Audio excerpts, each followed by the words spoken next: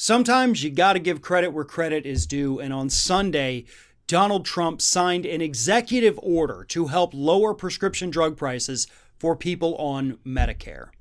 Now, I get into motives in a minute. We all know why he did it and why he did it right now, but we also have to admit that what he did is a good thing.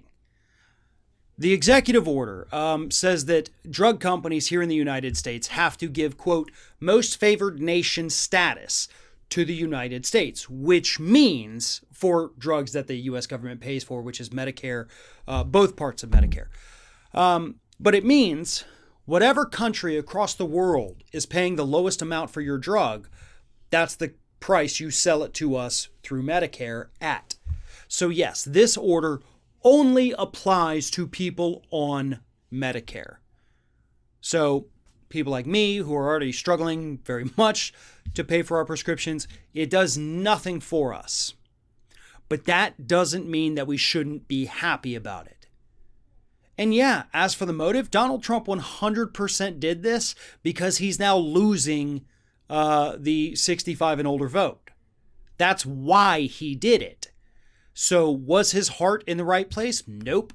Did he do it because he actually cares about helping American citizens who are struggling to afford drugs? No. He did it because he wants to win re-election. But this is going to help people eventually. Because the order's also a little bit kind of gives some wiggle room to not do anything. Because what the order actually does is that it says, okay, Department of Health and Human Services, you have to go ahead and work with this and put together everything that's out there, find out what other nations are paying, find out what we're paying, find out what the drug companies can do. And as long as, because here's the catch, as long as it doesn't interfere with innovation here in the United States or clinical trials here in the United States, then they have to grant us most favored nation status. So even when he does something that's almost good, he still somehow manages to snatch victory from the jaws of defeat, right? Or is that the other way around? I don't know how that saying works. I think it's kind of silly, to be honest. Because here's the thing, folks.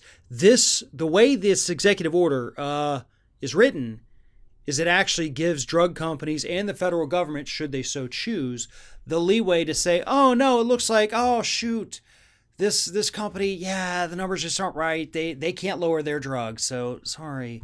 So we know what's going to happen. In order for the government to actually say that, the drug companies are just going to kick in a few more millions to campaigns in the next cycle. And then suddenly we're going to start seeing a lot more drugs that, even though we've already paid for all of the R&D for it as taxpayers, suddenly it's no longer profitable. And therefore, the drug companies just can't lower the prices. Damn. He was this close to actually doing something kind of good. And he just can't help himself from being the villain every single time.